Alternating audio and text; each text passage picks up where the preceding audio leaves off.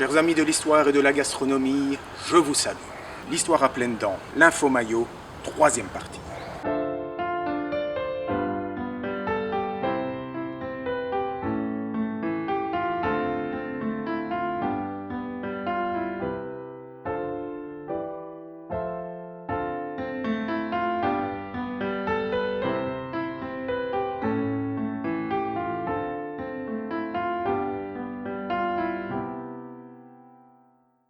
Je suis très heureux de vous accueillir pour cette troisième partie de l'Info Maillot. Avant tout, petit résumé des épisodes précédents.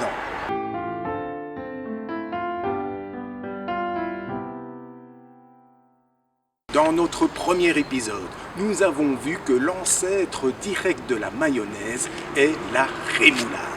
Et la toute première recette de rémoulade que nous avons trouvée, c'est dans Le cuisinier royal et bourgeois de Massialo, paru en 1693. Mais nous avons vu que cette rémoulade est en fait une sauce froide instable, c'est-à-dire une espèce de vinaigrette. Une quarantaine d'années plus tard, dans Le cuisinier moderne de Vincent Lachapelle, la rémoulade est devenue une sauce liée. C'est toujours une sauce froide, c'est toujours pour accompagner des viandes ou des poissons qui ont beaucoup de goût, mais ce n'est plus une vinaigrette, c'est une sauce à base d'un velouté. Petit rappel, velouté égale beurre plus farine plus bouillon. Dès lors, comment cette rémoulade de Vincent Lachapelle va-t-elle devenir la mayonnaise que nous connaissons aujourd'hui? C'est ce que nous allons voir maintenant. Et nous revoici au milieu de nos livres qui nous seront indispensables pour retrouver la toute première recette de mayonnaise de l'histoire. Nous en étions donc dans les années 1730 et nous allons faire un grand bond en avant de 70 ans. Nous sommes dans les années 1800 en pleine période révolutionnaire et là apparaît une recette très mystérieuse. Et nous sommes donc en 1801 à Paris avec la toute première mention de mayonnaise dans le restaurant d'Antoine Beauvillier. Antoine Beauvillier était installé Palais Royal, là où se trouvent les plus grands restaurants de l'époque. Et d'ailleurs, le Beauvillier était un des établissements les plus réputés de Paris. Et nous savons qu'il servait de cette volaille en mayonnaise grâce à un journaliste, auteur anglais qui s'est promené à Paris à ce moment-là et qui a retranscrit toute la carte de Beauvillier. Et là je dis, vive les touristes anglais, car sans eux, il y a beaucoup d'informations sur Paris de l'époque que nous n'aurions plus. Mayonnaise, en voilà quand même un drôle de nom. Mayonnaise. D'où ce nom peut-il bien venir? Si on y réfléchit bien, il n'y a aucune racine connue de ce mot mayonnaise. Et en plus, ce terme mayonnaise, au tout début, dans les années 1810, va s'orthographier et se prononcer de manière très différente. Si la toute première mention de mayonnaise en 1801 sur le menu du restaurant de Beauvillier se prononce bien mayonnaise, bien d'autres formes apparaîtront dans la littérature au cours des années qui suivent. En 1808, dans son manuel des amphitryons, Grimaud de la Reynière l'orthographie bayonnaise. Il constate que les puristes ne sont pas d'accord sur la dénomination de ces sortes de ragoûts. Les uns disent mayonnaise, d'autres mahonnaise et d'autres bayonnaise. Et d'après Grimaud de la Reynière, seule bayonnaise doit être retenue car, dit-il, son étymologie est dans le nom d'une ville qui renferme beaucoup de gourmands inventeurs et qui, de plus, donne naissance chaque année au meilleur jambon de l'Europe. La sauce bayonnaise serait donc originaire de Bayonne. Mais cet argument en faveur de la forme bayonnaise paraît tout de même léger. Les plats à la bayonnaise ont comme caractéristique principale de contenir du jambon. Ils peuvent également désigner des cuisses de volaille marinées, mais aucune de ces recettes ne s'approche de celle de la mayonnaise. 7 ans plus tard, en 1815, le fameux cuisinier et pâtissier Antonin Carême relance la polémique sur le nom de la sauce.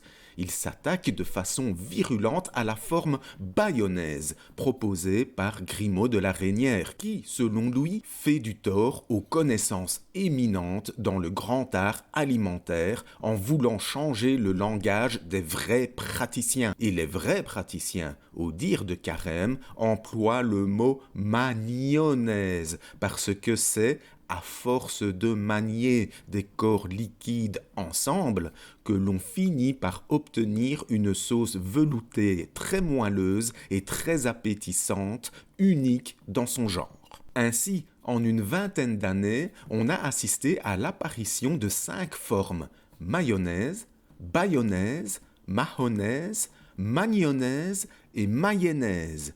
Cette étonnante profusion de termes signifie probablement que le nom de cette sauce appartient à la tradition orale avant d'être couché sur papier, ce qui expliquerait toutes ces variantes. Hélas, dans les années 1800, on ne sait déjà plus pourquoi on la nomme de telle ou de telle manière. Bayonnaise, d'après Grimaud de la Reynière, viendrait de Bayonne. Magnonnaise, d'après Carême, procède de l'action de manier. Les formes mayonnaise, mahonnaise et mayonnaise, quant à elles, ne sont pas encore argumentées. Ce n'est qu'en 1840 qu'on affirme que mahonnaise vient du port de Mahon, où le maréchal de Richelieu a remporté une victoire contre les Anglais en 1756 et où son cuisinier lui aurait improvisé une sauce émulsionnée à base de jaune d'œuf. Nous avons vu dans l'Info Mayo épisode 1 que cette histoire ne tient pas la route. Et ce n'est qu'en 1893 que le pâtissier Pierre Lacam justifie la forme mayonnaise, allusion selon lui au duc de Mayenne qui aurait perdu la bataille d'Arques en 1589 à cause d'un abus de poulet en mayonnaise. Mais cette histoire est totalement fantaisiste vu que cette sauce mayonnaise n'apparaîtra que plus de 2 siècles plus tard. C'est la forme mayonnaise qui s'impose au cours du 19e siècle. En 1938, le grand cuisinier Prosper Montagnier donne une explication à cette forme mayonnaise dans son Larousse gastronomique. Pour lui, la mayonnaise tirerait son nom de l'un de ses principaux ingrédients, le jaune d'œuf, appelé moyeux au Moyen-Âge. Là encore, l'explication ne paraît pas convaincante, étant donné que la première recette de mayonnaise, comme nous allons le voir tout de suite, ne contient pas de jaune d'œuf. En plus, cette sauce n'a rien de médiéval.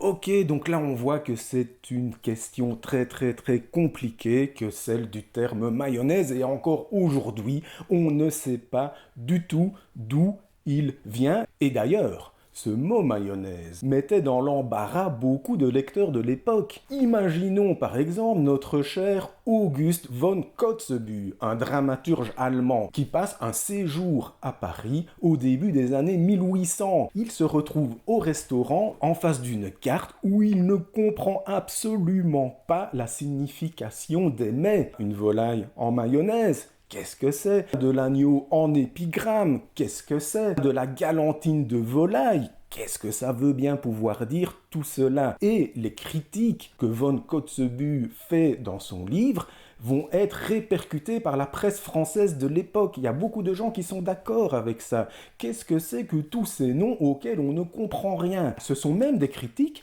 qu'on retrouve depuis le milieu du XVIIIe siècle. Ce n'est pas nouveau, évidemment, qu'on donne des noms un peu étranges, assez peu explicites aux recettes. Déjà, dans le De Recoquinaria d'Apicius, qui est le plus ancien recueil de recettes européen connu et qui date du IVe siècle, on a des recettes, par exemple une patina d'Apicius, qui ne veut pas dire grand-chose en elle-même. En général, on est plutôt explicite dans les noms de recettes. Quand on fait un potage avec du chou, on appelle ça comment? Un potage au chou.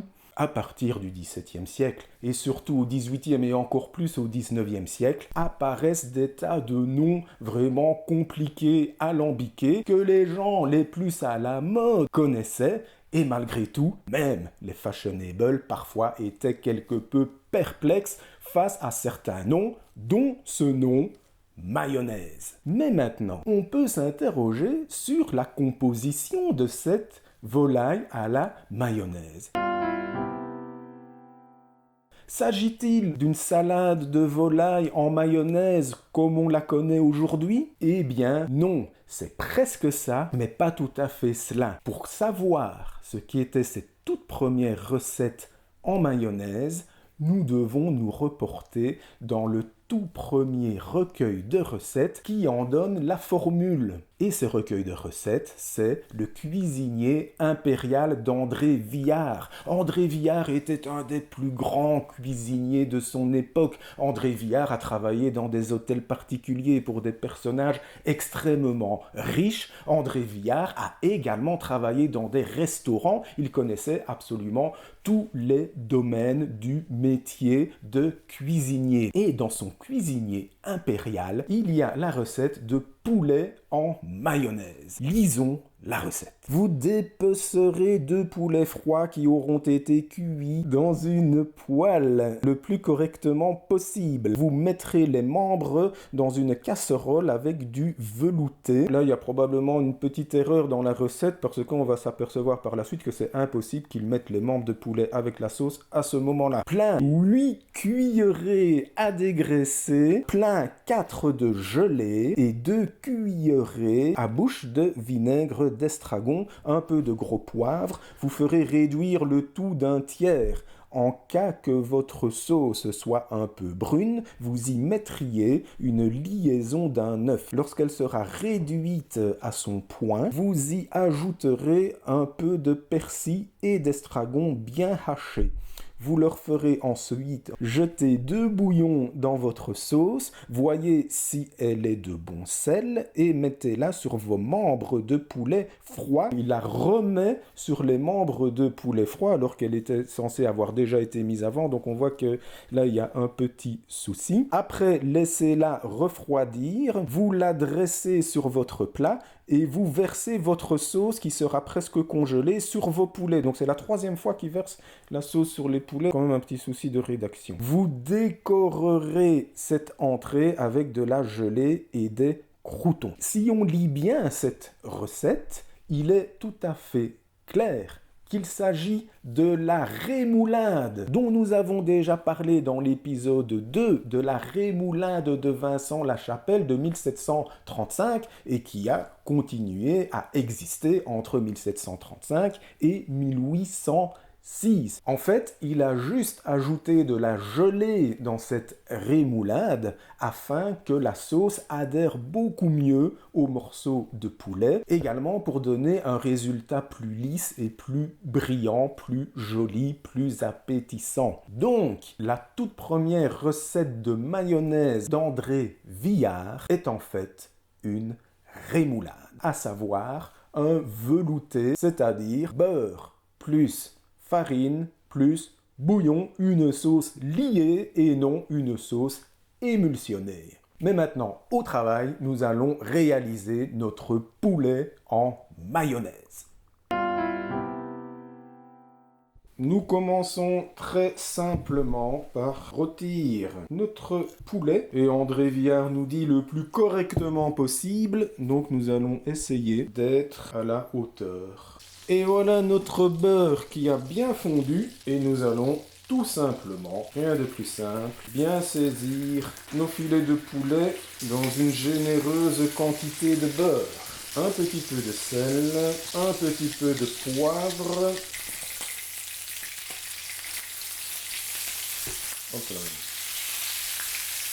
Et nous allons maintenant réserver les morceaux de poulet que nous allons laisser refroidir. Nous devons donc commencer par mettre le velouté. On va utiliser le velouté de la fois passée que vous pourrez bien entendu visionner sur la vidéo L'Info Mayo, 2e partie. Il faut donc faire chauffer, réduire. Ici, nous n'allons pas trop faire réduire car le velouté est déjà à son point de perfection et nous allons y ajouter la gelée. Et maintenant, nous allons laisser tiédir la sauce et nous allons maintenant procéder à la toute dernière étape qui consiste à napper généreusement les 2 morceaux de poulet qui ont bien refroidi avec notre mayonnaise.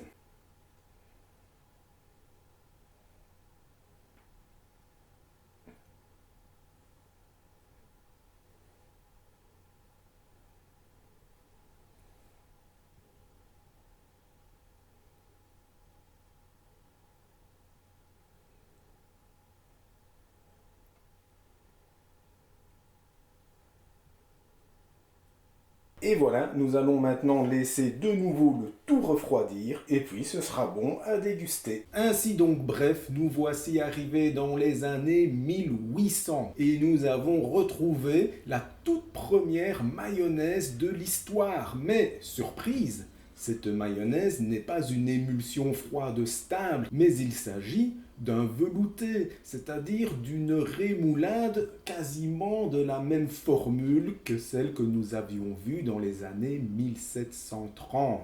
Dès lors, quand, comment la mayonnaise va-t-elle devenir une sauce émulsionnée froide? Ça, c'est ce que nous verrons la prochaine fois, car il y a une autre recette dans Le cuisinier impérial d'André Villard de 1806 qui nous intéressera particulièrement. À tout bientôt, prenez soin de vous.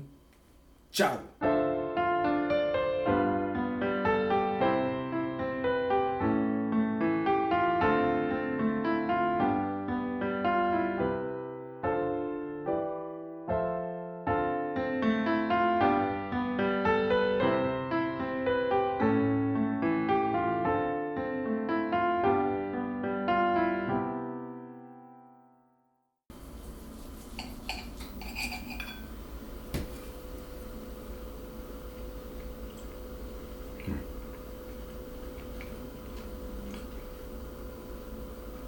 On a bien le moelleux de cette sauce mayonnaise. Et ça fait vraiment penser aux galantines, au chaud-froid.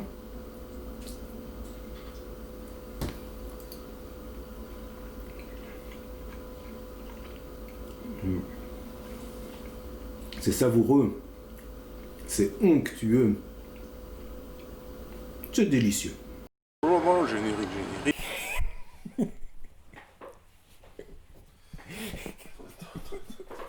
C'était comment encore la phrase? Blabli, blabla, blabla, blabli, blabla.